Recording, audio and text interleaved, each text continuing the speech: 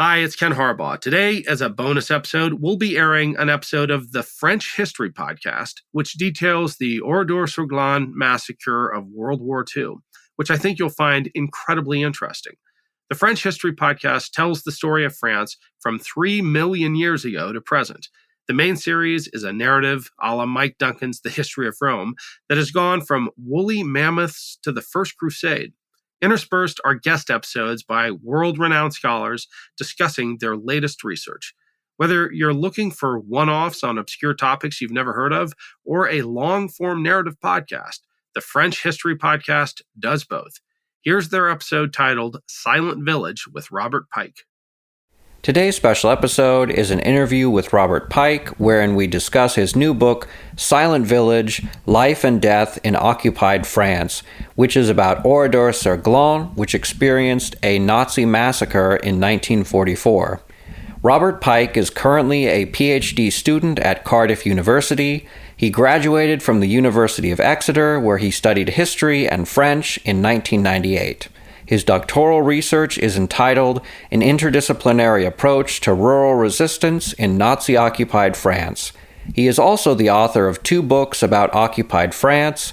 The first of these, Defying Vichy, Blood, Fear, and French Resistance, tells the story of the origins of the resistance in the Dordogne, while his second book is the topic of today's episode.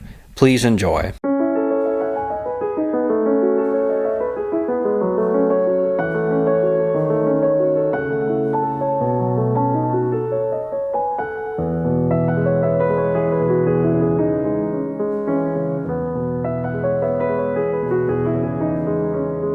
Well, thank you very much for joining us, Robert. You have a very interesting book which has just hit shelves, which is Silent Village, Life and Death in Occupied France, which tells a story that is, I think, pretty well known in France, but maybe not so much outside of France. Because it's been overshadowed by the Holocaust and other atrocities committed in World War II. Can you please explain to us what happened at Oradour-sur-Glane?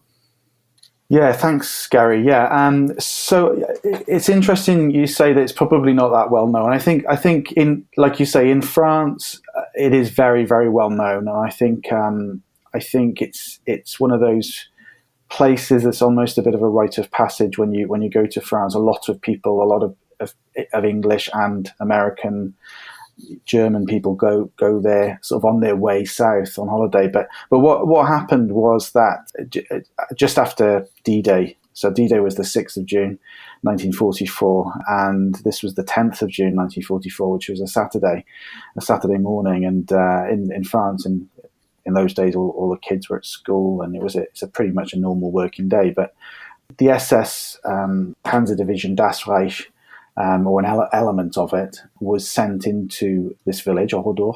And it's important that we think about Oradour as being not just a village. It's in French they call it a commune. So it's lots of little villages and hamlets around it as well. It's kind of the central bourg. The villages were rounded up, and the people in the fields sort of around it, and in the farms around. And after a short wait, it was probably a couple of hours actually, when the population were told that these soldiers had reason to believe that there were arms hidden somewhere in the village.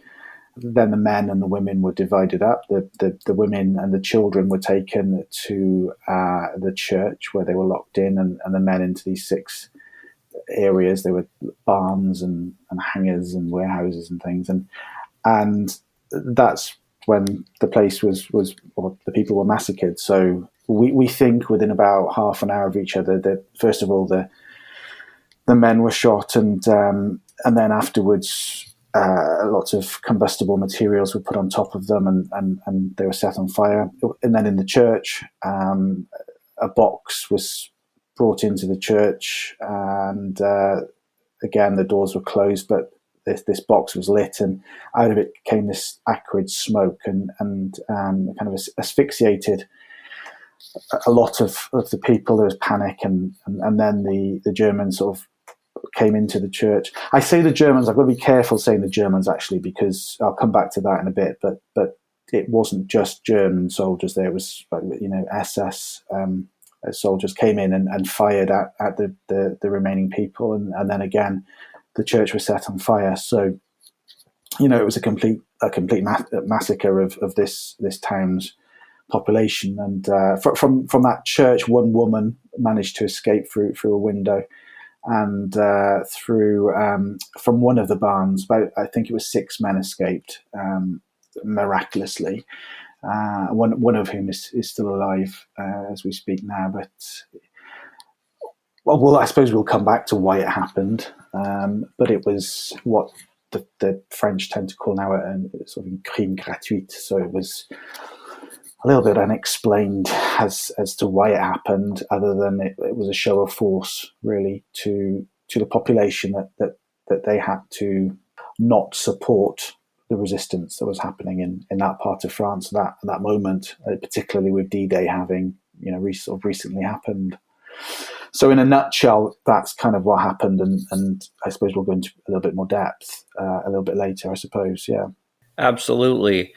Your book is about the massacre, but it is much more than that. You detail what this village was like before World War II. You've touched on that a little bit, how it was more than just a village.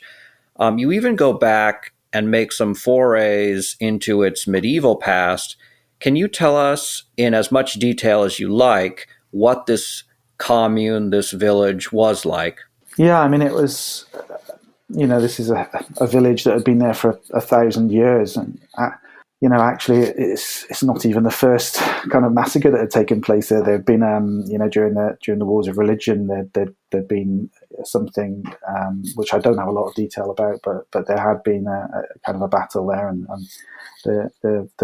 some of the villagers had been killed at that time. But yeah, so this is a normal Limousin village. So it's about, I suppose, 12 miles or so west of Limoges. So we're talking just south of central France, I suppose, if you want to say that. Not that far from Bordeaux, and kind of on the way to Clermont-Ferrand if you go that way. So it was a normal village.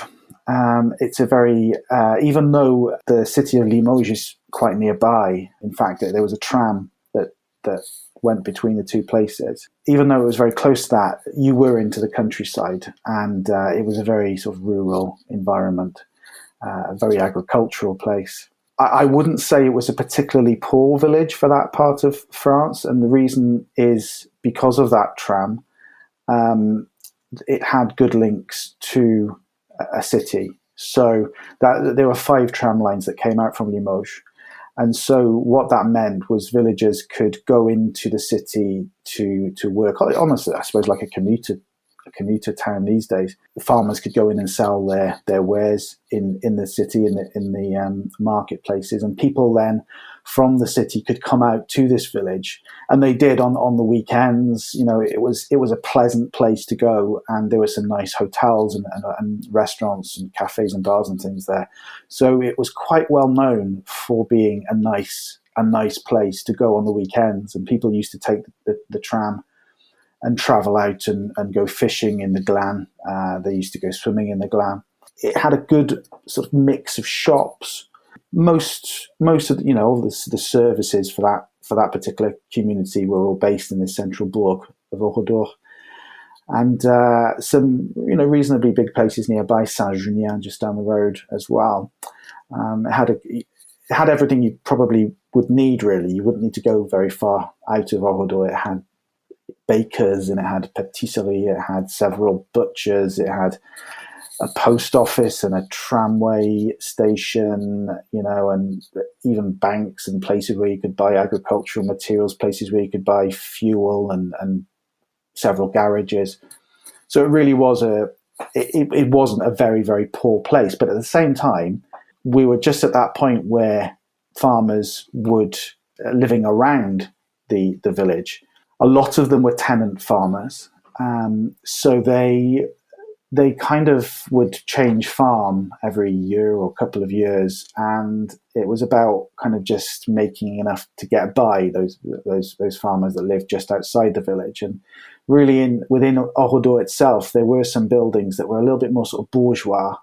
So it was a real mix. It was a real mix of people, and politically, it was there were two, I suppose, political characters that lived there. One was called Joseph Beau, and he was a socialist, and a conservative called Desorteaux, Paul Desorteaux. Paul Desorteaux came from a line of kind of a bourgeois line of, they were all doctors, and he had been mayor a couple of times, but he'd never actually been elected. It kind of got passed down when his father died. Whereas people tended to prefer the socialist list, and actually Joseph Beau, who owned a grocery shop, was quite popular. So when he got the chance to be elected, actually easily won the election. And then when Paul Desorteaux went off to actually, he first covered when Paul Desorteaux went off to fight, and then he kept sort of beating him in elections. And then there was this time when in 1941 when Pétain had come to power, when really they found an excuse to move him out, really, and put Paul Desorteaux back into power. So there was this kind of strange. There was this socialist. I think it was more of a socialist place, but like a lot of places in France at this time, there was an element of conservatism, which was always there, and I guess where the money lied. A mix of a lot of different types of people in this one little place. After the Germans destroyed the village, de Gaulle ordered its ruins left alone, and it became an embodiment of a typical French village that symbolized France's ordeal during the war. Now, you've touched on this a bit, but you argue that it was not necessarily the standard French village. Can you explain why? Yeah, I mean, that's something I didn't say at the start. Actually, was this decision to maintain this wreck, this empty shell of a village, which was a decision made by de Gaulle. And I think there's a lot of different theories as to why he did this, but he was trying to bring this representation of what France had endured, as you said in the question. Everything that France had been through was going to be kind of represented as being a martyrdom. There were some awkward questions after the war. Certainly, communism was doing relatively well, and de Gaulle needed to put a lid on that, and he needed to demonstrate or to show to the world that France had suffered in this occupation, and he didn't want to sort of dwell on any of the idea that there had been collaboration or some of the things that we learned about during the 70s and 80s. He obviously didn't want to dwell on that. So this idea of a martyr was, I suppose, there's something religious about it. And I personally, I don't particularly like the idea of this being a martyred village. This was a village which happened to be in the wrong place at the wrong time, and there were all sorts of people living in this village, and some, yes, you could say, well, they were all doing things that could mark them out as a martyr in future. Some not, some were not particularly well behaved, let's say, during the occupation, and then there were the vast majority, like in the middle, doing what they could just to get by. So martyrdom is for me a strange kind of use of the term, and it's still described as le village martyr when you arrive there. But what he wanted to show, this kind of worked quite well for him. This idyllic place. There were lots of postcards that existed in Oradour prior to the massacre, and it showed a very nice, very French, normal place. And like I said, it didn't have a bad economy for a village of its size. It was, relatively prosperous with some really nice, I forgot to say, some really nice restaurants, really well-known restaurants. People used to come there for this kind of thing. But did it symbolize France's ordeal during the war? This is kind of the point. It did in a way, because it was just a normal. I kind of took this with this book.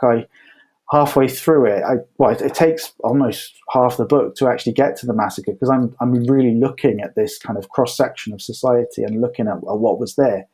I wouldn't argue against the idea that it is a normal, or it was a normal place. It was fairly normal, fairly well to do. Did it represent a typical French village, however, as people might have seen before the war, or might imagine a typical French village to be?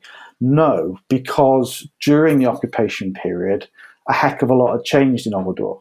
There had been a huge influx of refugees and evacuees. All sorts of things changed during that period. So lives changed, and the political landscape changed. The ways people made their money changed. Although I wouldn't say it wasn't a typical French village, because I think everywhere changed. I would have said that it was potentially used as this idyllic place. And like anywhere in France, if you kind of pick it apart, you'll find these sort of unsavory elements that were there, just like anywhere else. Your book is a number of things. It is a story of Oradour, but it is also something of a biography of 4 individuals you interviewed: Robert Ibra, André Desorteaux, Camille Senon, and Albert Valade. Can you tell us about these people? Well, when I went to Oradour, I went a number of times to try and kind of write this. I was helped by various members of staff at the Centre de la Mémoire in Oradour-sur-Glane. And I said, I knew of this one particular person who'd escaped the actual shootings themselves, and that was Robert Ibra. He's written a number of books, and if you've been to Oradour, you'll have picked up something with his name on or his photo. So I knew about Robert Ibra, and I was aware he was still alive. I'd first been to Oradour back in 1993, so I was quite surprised to find out he was still alive. But I asked someone called Sandra Giboin, who helped me at the Centre de la Mémoire. She and I sort of said, "Do you think you could set up an interview?" And I was thinking, well, he's probably fed up now of meeting people and talking about his experiences. And she said, "Yeah, no problem. I can get an interview with him, And in the meantime, what about these other people?" So I was thrilled to be able to meet these other people. And what was interesting about it is that, well, first of all, André Desorteaux, if you walk the main street of Oradour-sur-Glane, you'll see that it's the Rue Émile Desorteaux. Now, that was André Desorteaux's grandfather. No, great-grandfather, sorry. What's interesting about him is I mentioned Joseph Beau, the socialist, and who had been mayor, and Paul Desorteaux, who is André's Desorteaux's grandfather. The fact that these two were political rivals didn't particularly like each other at all. They really didn't. And André Desorteaux's grandfather, Paul, had 5 sons, I think. And one of those sons turned out to have had a relationship with Joseph Beau's daughter. She fell pregnant. This was kind of a big scandal in Oradour-sur-Glane. So much of a scandal that what would have been, if a Desorteaux getting married, would have been a big society event. But this couple, in a kind of Romeo and Juliet scenario, were sent off to live in Limoges to have the baby and get married quietly in Limoges. And that child was André Desorteaux. And they were able to come back to Oradour when they were married and they were having their second child, a sister. So very interesting to be able to talk to André Desorteaux, because I knew about him, but I didn't know that he was still alive. And again, I was able to go and meet him and his wife and spend the afternoon. And the man is encyclopedia. He's like an encyclopedia of this village. And then you had Camille Senon. Again, I knew about her, although I didn't I hadn't put two and two together because people in France at this time used to use different names. She's actually Marguerite, but she went by the name of Camille, and I'd kind of seen her testimony, and so I put them together. And I went and met her. Sandra very kindly arranged the interview, and it was very, very moving. She's an amazing woman. And what she had been on one of the trams that had arrived in Oradour as the massacre was taking place, because her family lived in Oradour. She lived in Limoges during the week and came back to Oradour in the on the weekend evening just to have some family time. And she was one of a group of people who were lined up next to a hole that was being dug, and they were basically told that was for them. This mass grave was going to be for them, and for some strange reason, later on that evening, after a long wait, they were let go.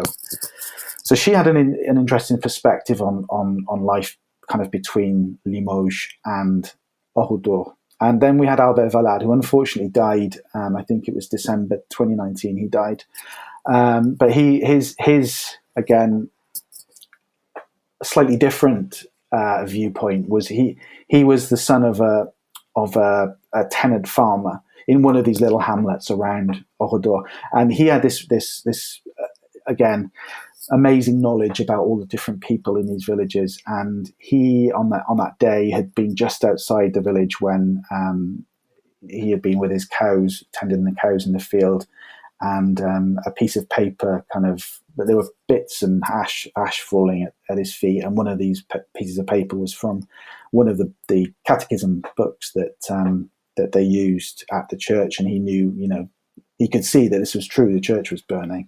His sister had gone into Oradour to try and pick up two of her four children, and she never returned, and neither did those children. So where this wide range of experiences, coming back to Robert Hébras as well, he's written down his experience of the day of being shot and of escaping the fires, and just an amazing escape with these five other people. This escape lasted all day.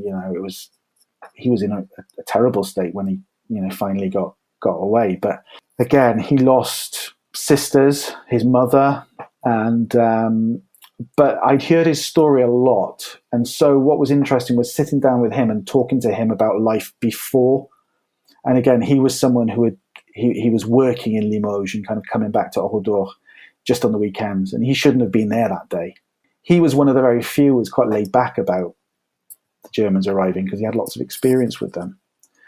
So there were four really interesting people with different viewpoints, and unfortunately, these people are disappearing.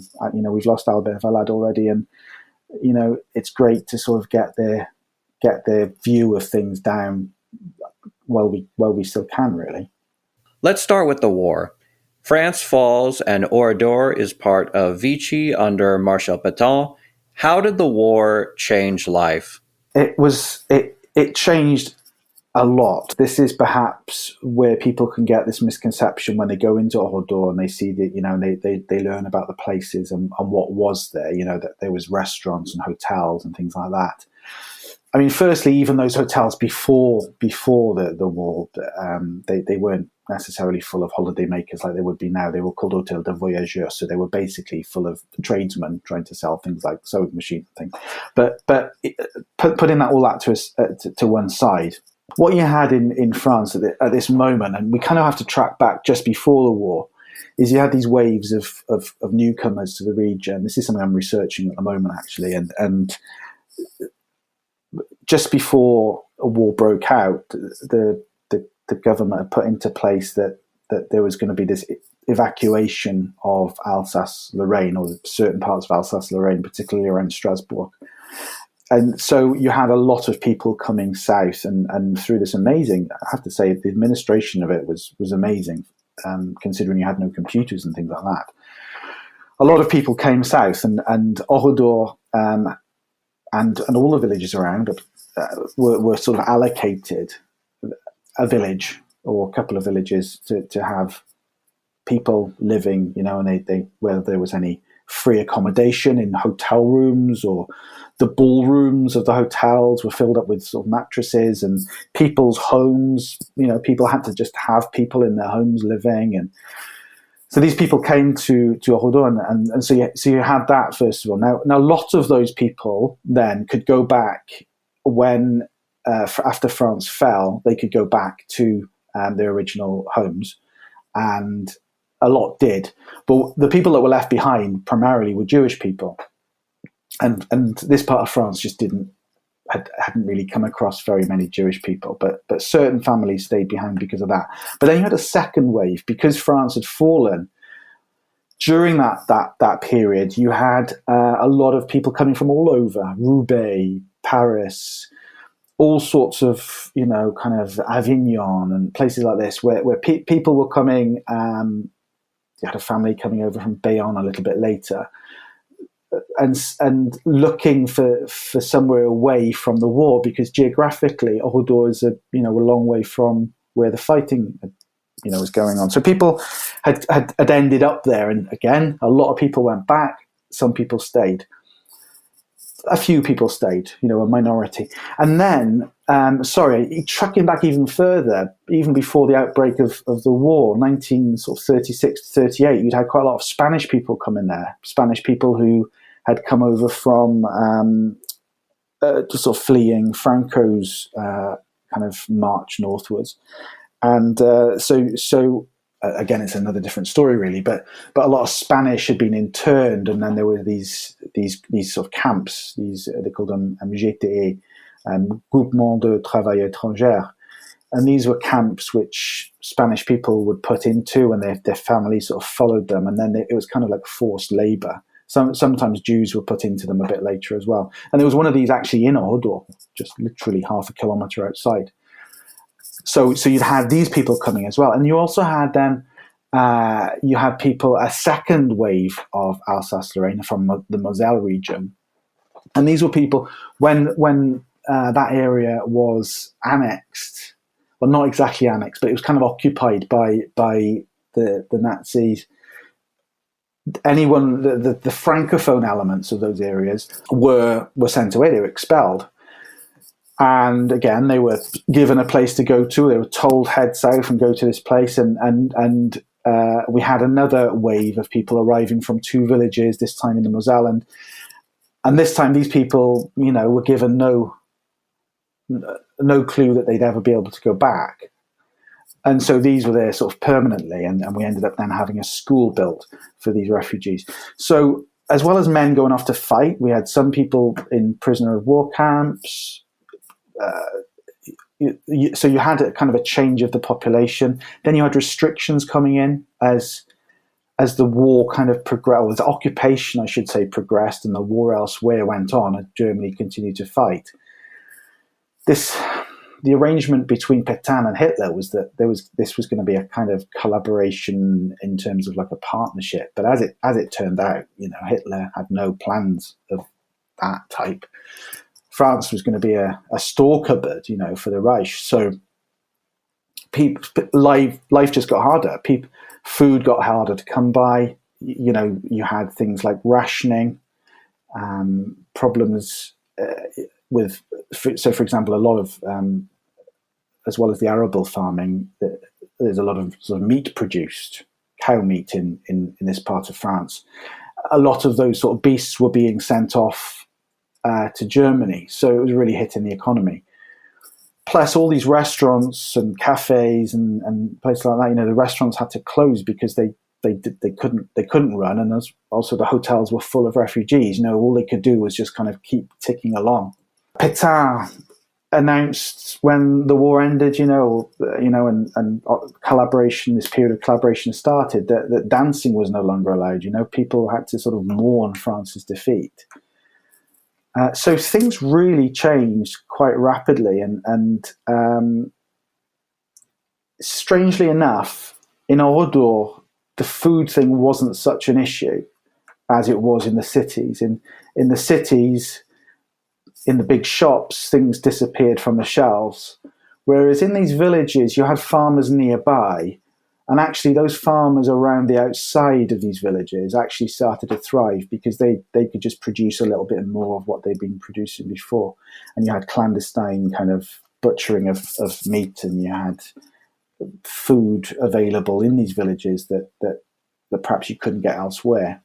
So that meant that people started to come out to villages and to try and get things for that reason, which is why there were quite a few people from outside of Oradour there that Saturday. They weren't there to play for pleasure-seeking purposes. They were there to try and get food.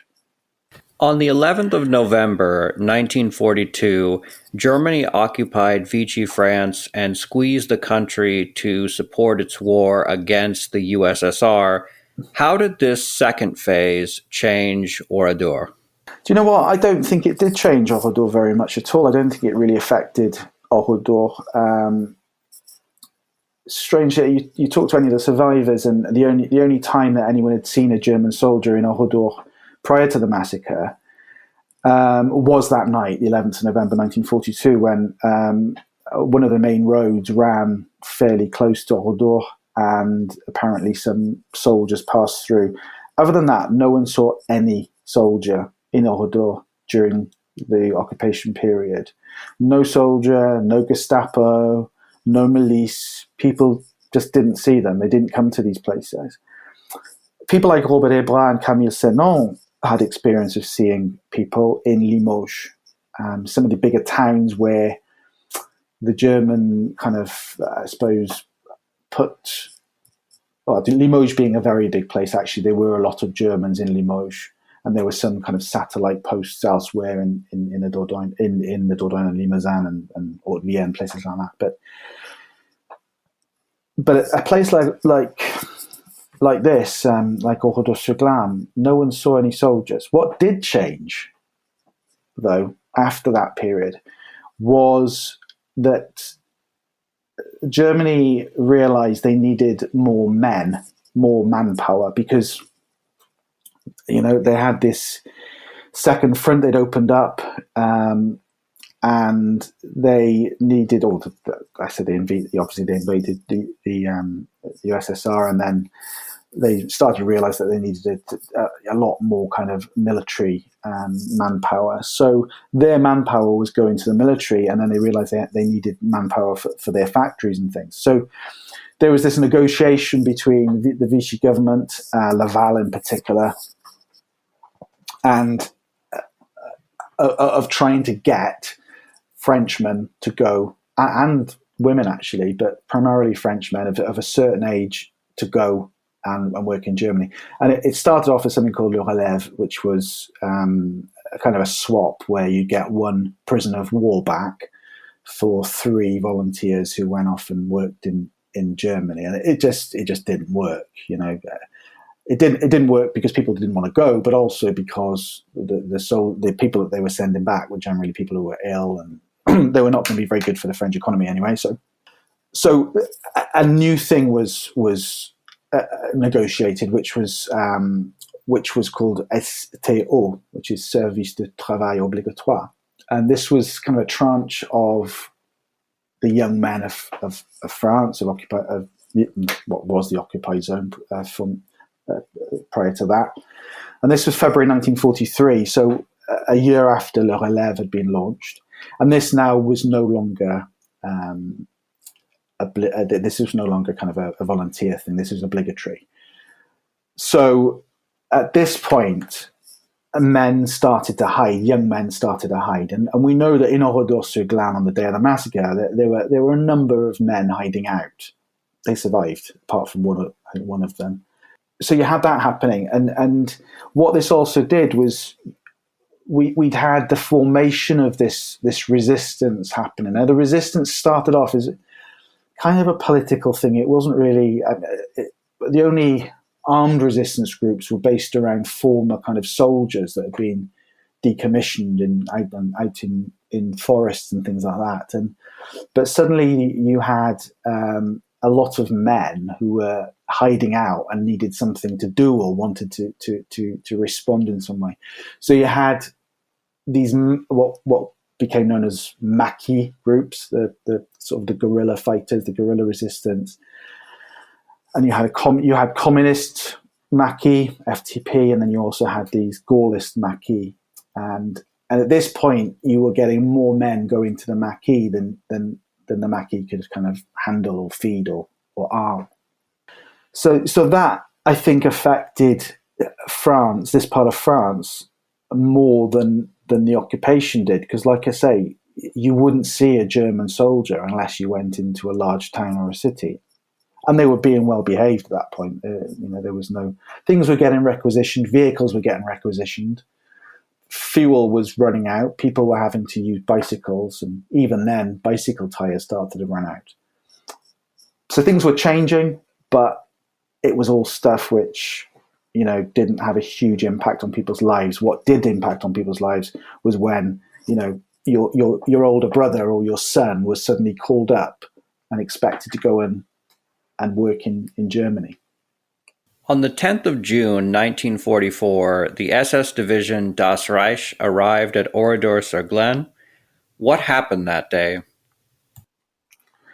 So what had been going on was in the region around this part of France was being nicknamed La Petite Russie, Little Russia, because there was so much of this kind of guerrilla fighting which had started up by that point, and the soldiers, not just the Das Reich, but lots of different battalions were being attacked and things, and guerrilla fighters, they wouldn't face an army full on. What they would do is they'd attack from behind and retreat into the tree. So there was this kind of stuff going on.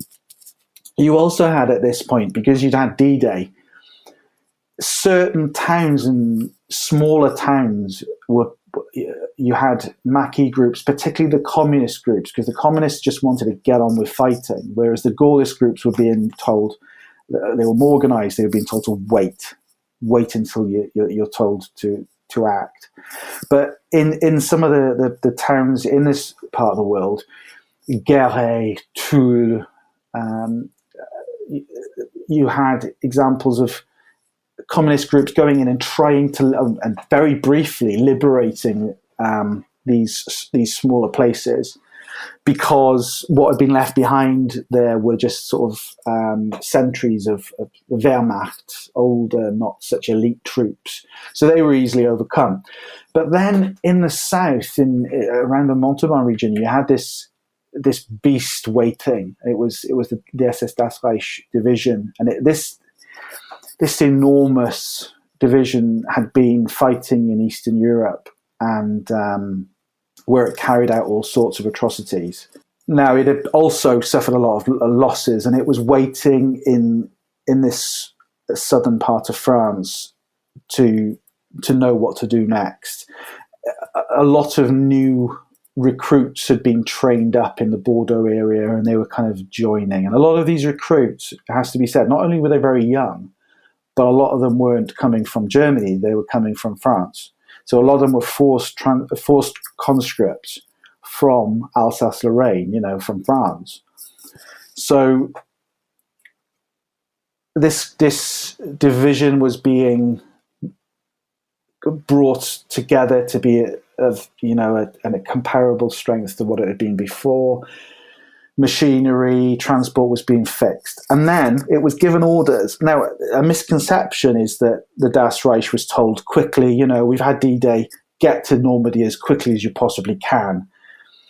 And this was the understanding for quite a long time, and that the resistance had this really good kind of record of slowing them down. But actually what they were told is, make your way north, but we want you to deal with this problem area of France first. So in these places that have been liberated by the communist groups, suddenly you had these kind of almost firefighting little, not divisions, but battalions from the Das Reich being sent in and quelling these problems. So in Toul, the day before the Oradour massacre, that had been liberated. Das Reich arrived and won the town back, and 99 men were hanged from lampposts. Another 150 odd was deported just because of what had happened in Toul as reprisals. In a place called Guéret, you had a similar thing had happened. So again, Das Reich sent in. That was quelled. 22 young Maquisards fighters were brutally murdered, and so this kind of thing was happening a lot, and the Das Reich was trying to put down these little insurrections, and they were dealing with this. They were going to try and hit hard before going north. So this order had come out that somewhere had to be hit hard, and this has been kind of contested ever since. But the order's there in black and white. Somewhere was going to suffer and it was going to be made an example of, as had been the way that things were done in Eastern Europe. So a place was chosen, and again, there are arguments about why Oradour was chosen. Personally, I think it's fairly clear. There was a little bit of an insurrection in Saint-Junien, which is just down the road, a slightly bigger place, and so the Das Reich were kind of sent there, or elements of it, and that was easily dealt with. And I think the idea might have been that they were going to do this to Saint-Junien. Now, I think when they got there, they realized Saint-Junien was a bit too big for that. So they called in some local sort of miliciens, kind of local French policemen, if you like, and they had meetings. And I think this is perhaps the point at which someone French along the way probably pointed out that this place, Oradour-sur-Glane, it's going to be easy to surround. It's just about the right size. There's no Maquis nearby. There's no resistance known to be in Oradour-sur-Glane. So you shouldn't be getting any fight back at all. You can do it calmly and gently. And that's what they did. They set off just after lunch and as I said earlier on, surrounded the place, arrested or did this very calm roundup, got people into this village, onto this village green, and then they carried out the massacre as I described before.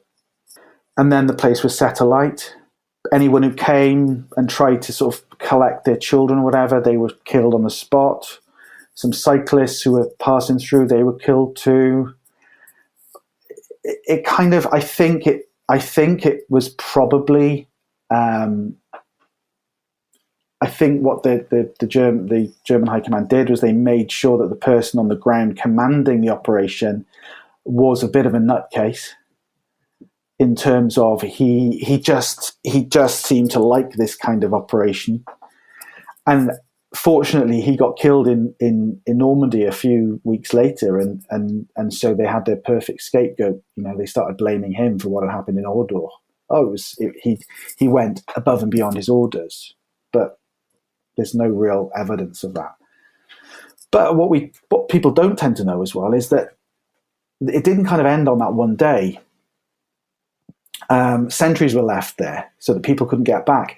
And then over the next sort of 48 hours, soldiers kept coming back and making sure, burning down any places that had been left over, disposing of any bodies that were lying in the street. This is where, and anyone who's been to Oradour will know about this, bodies were found in ovens and down a well and things like that. It was probably at that point that these bodies were disposed of in that way.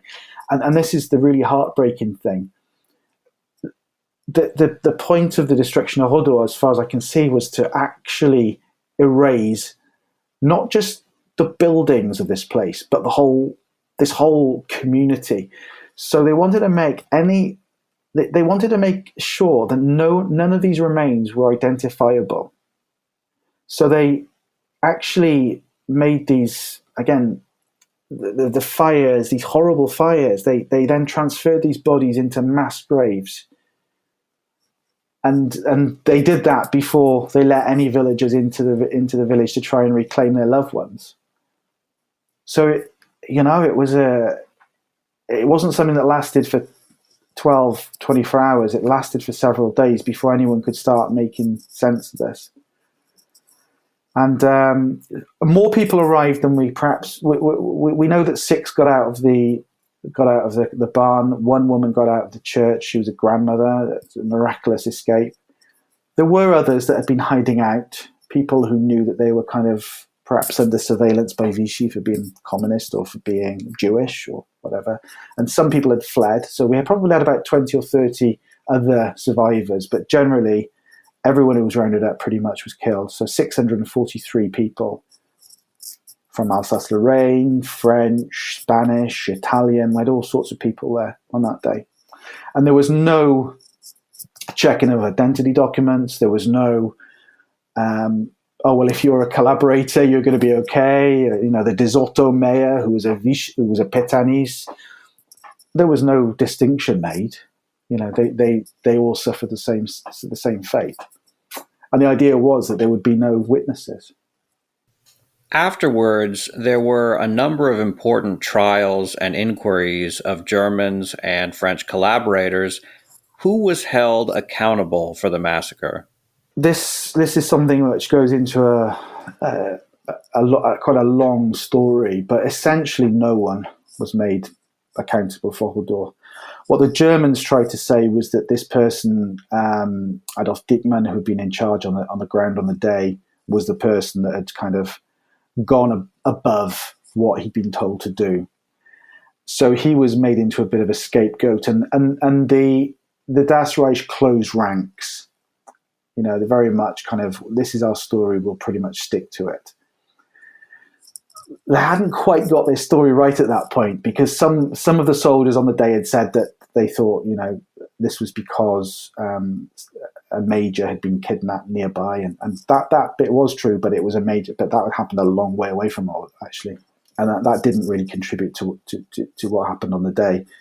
So, but anyway, there were various little stories like that going around, or that there had been arms discovered in Oradour, or that there had been some soldiers killed just outside Oradour. So these soldiers, these things were going around, and we know that the Germans hadn't got their, or the Das Reich hadn't got this story straight at that point. But then they closed ranks, and they stuck to this story that it was Dickmann who was responsible, who'd kind of gone above his order, and then over time, certain people have been taken prisoner. So some German prisoners were identified as having been in Oradour, and also some of these Alsace-Lorraine men who had been there on the day, because a lot of the firing had been done by men who were French, who were from Alsace-Lorraine. And this started to cause problems, because they organised a trial that would eventually take place in Bordeaux in 1953. And what this was a military tribunal. So whoever they'd identified and actually had in their grasp already were brought to trial on that day, on that week.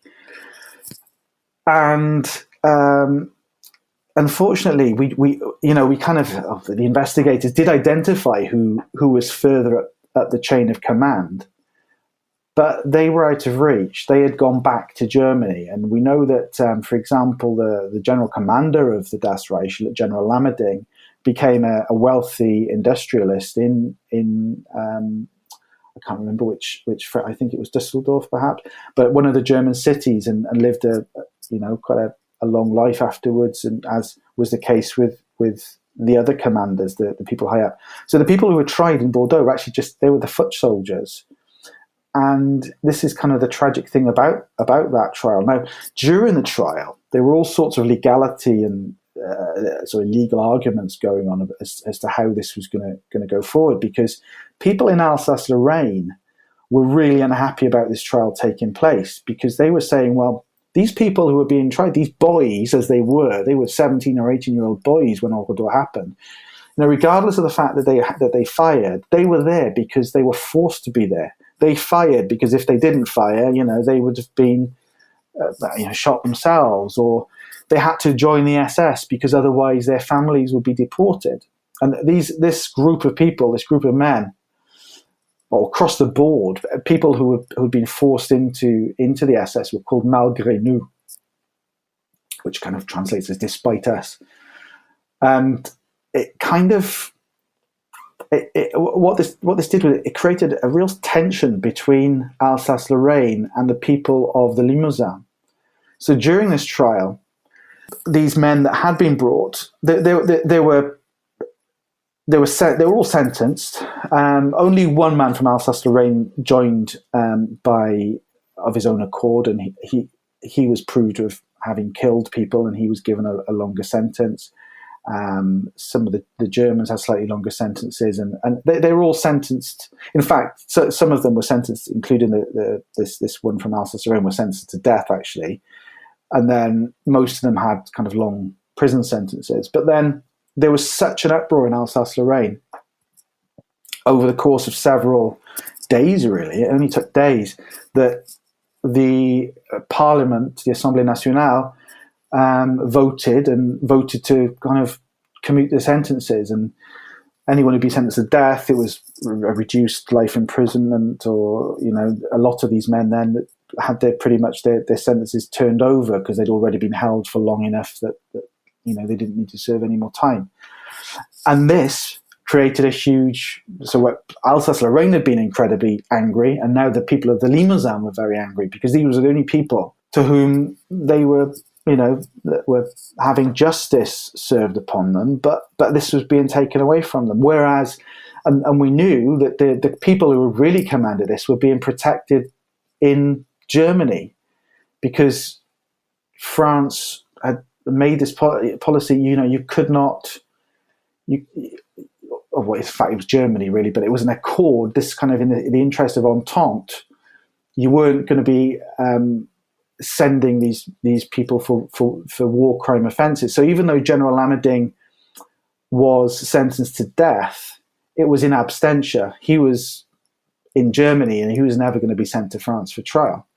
This went on for years, and in fact, when Lamading died, and I found this in the archives just a couple of weeks ago, the French papers had to publish a photograph of his body on a deathbed to prove to the people of Limousin that he was actually dead, and that he hadn't just been kind of whisked off to an even better life.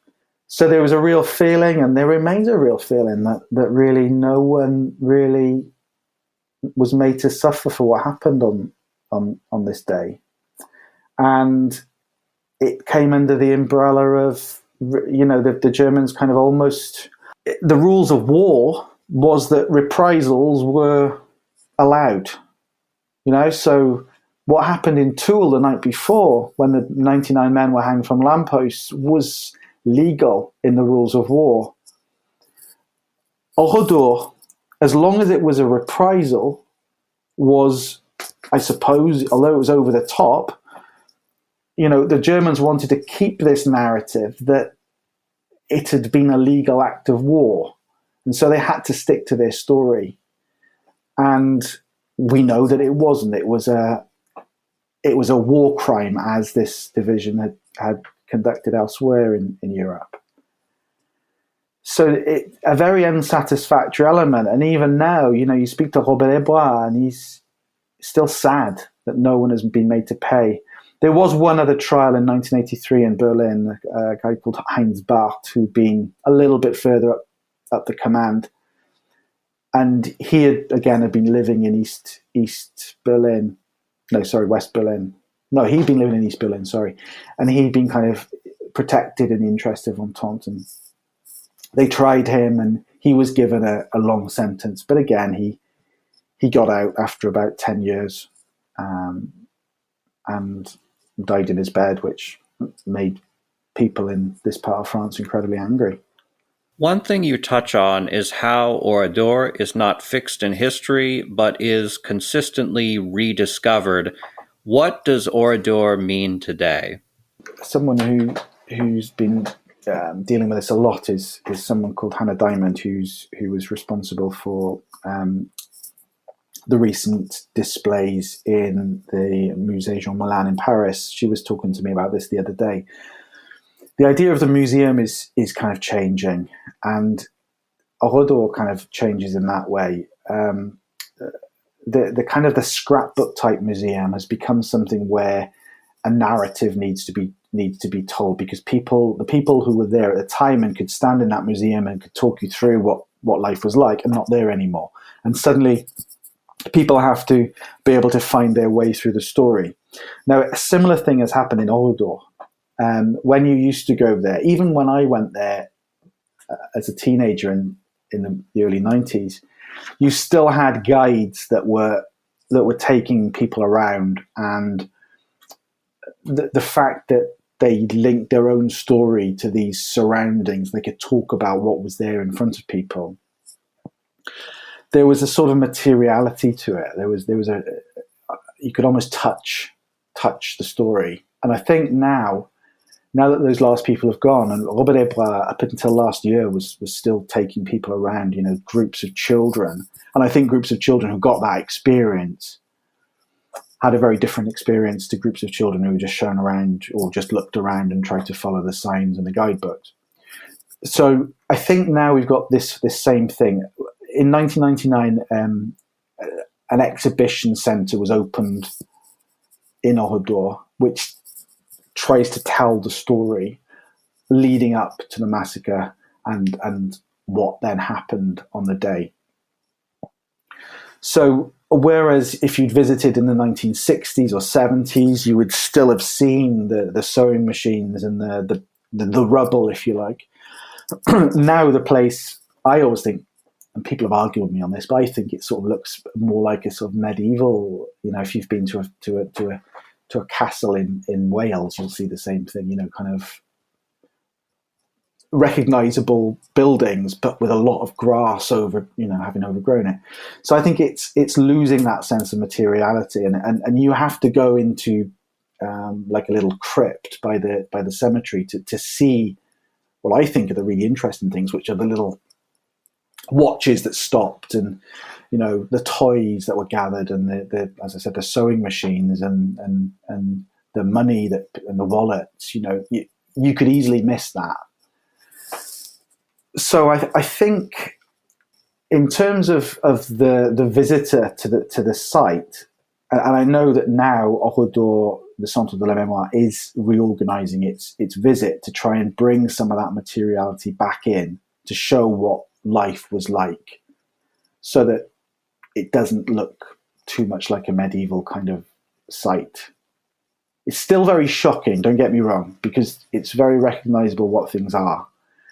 But this is kind of my own thinking that it is going to continue to overgrow, and the rust on the car and things like that is going to continue to sort of degrade the place.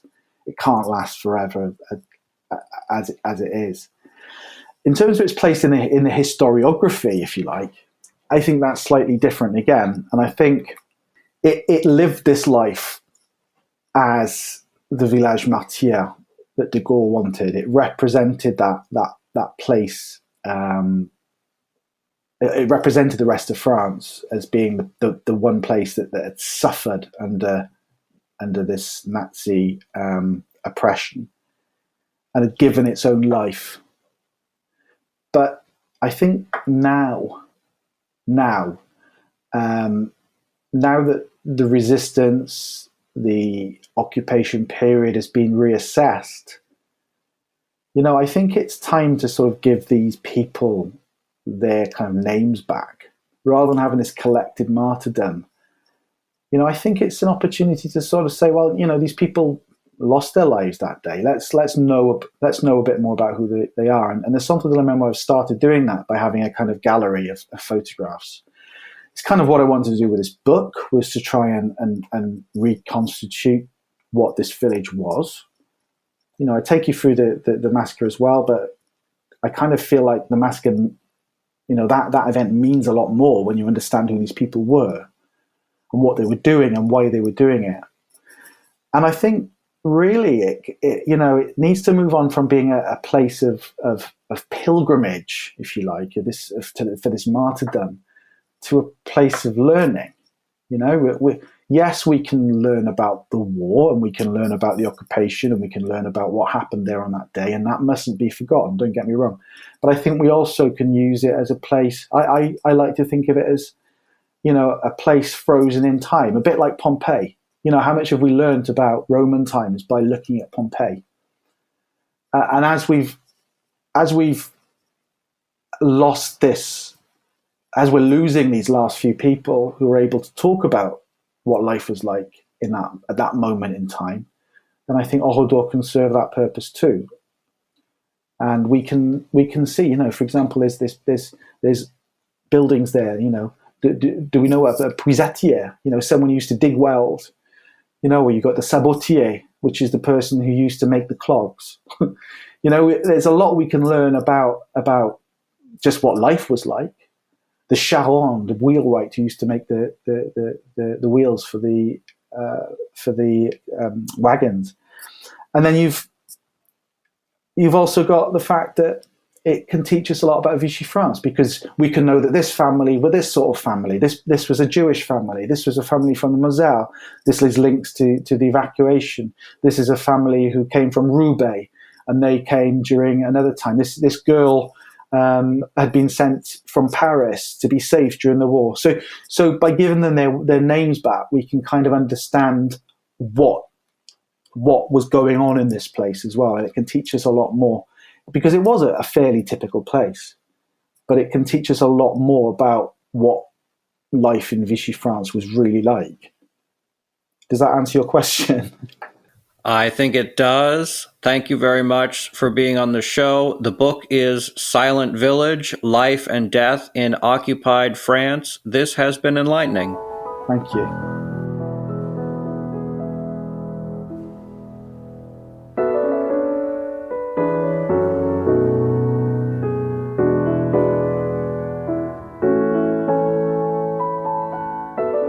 As always, donations keep the podcast going, so if you would like to make a one-time donation or become a patron, please consider doing so. Thank you very much for your continued support.